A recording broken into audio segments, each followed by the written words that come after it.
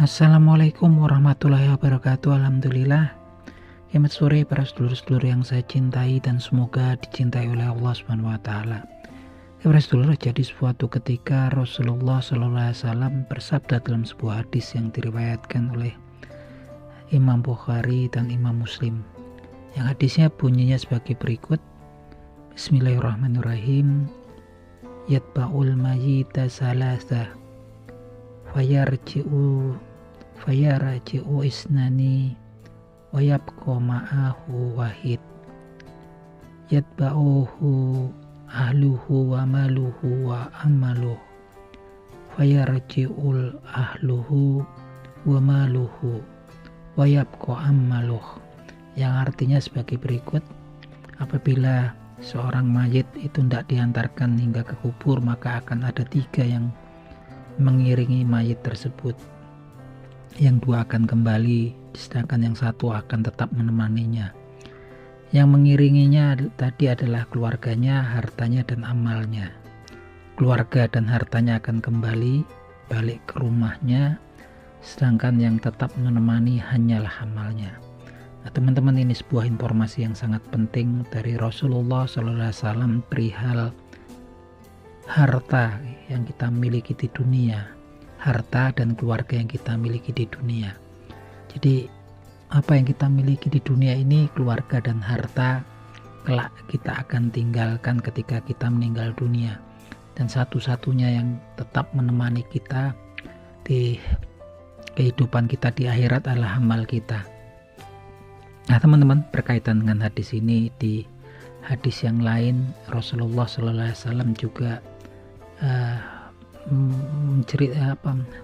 menginformasikan perihal harta yang dimiliki oleh seseorang hamba.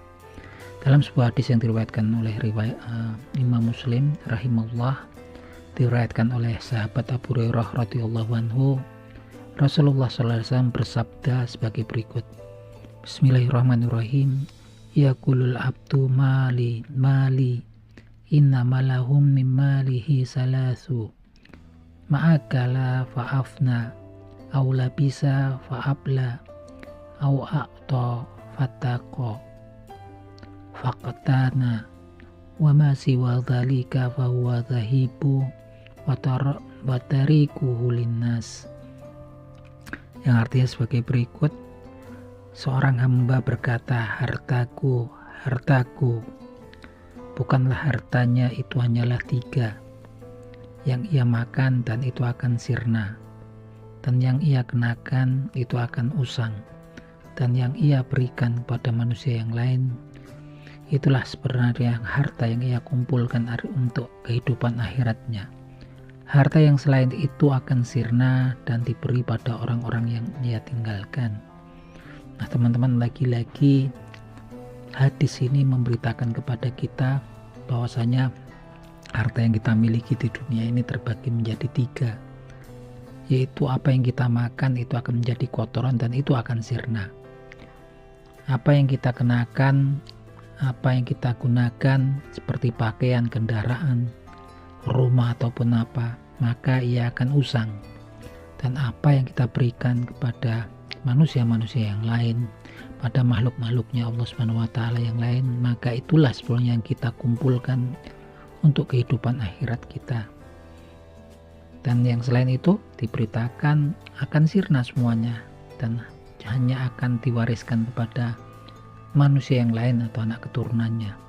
Nah, teman-teman, dalam hadis ini jelas sekali ya teman-teman, bahwasanya sesungguhnya yang kita kumpulkan untuk harta di akhirat kita adalah apa yang sesungguhnya kita kumpulkan untuk kehidupan akhirat kita lah apa yang kita berikan kepada manusia yang lain berupa sedekah, amal jariah, kan, infak itu. Sedangkan yang kita habiskan untuk kita makan sirna begitu saja. Yang kita belikan untuk benda-benda di sekitar kita gitu kan, kendaraan, pakaian, itu pun akan usang dan hilang. Dan yang betul-betul kita kumpulkan adalah yang kemudian kita berikan, kita sedekahkan, kita keinfakkan kepada manusia-manusia yang lain. Teman-teman, sebetulnya kehidupan kita ini kan memang juga semakin hari semakin modal kita habis ya. Waktu kita hidup ini modal kita lah waktu. Dan waktu kita bertambah usia kita, sejatinya waktu kita itu semakin tipis, modal kita semakin tipis.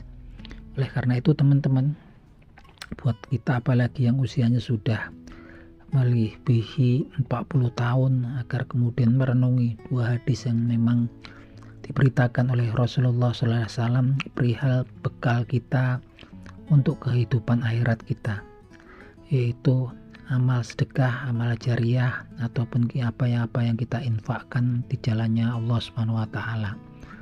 Teman-teman, semoga bermanfaat obrolan kita di sore hari ini. Akhir kata, wabillahi taufik wal hidayah.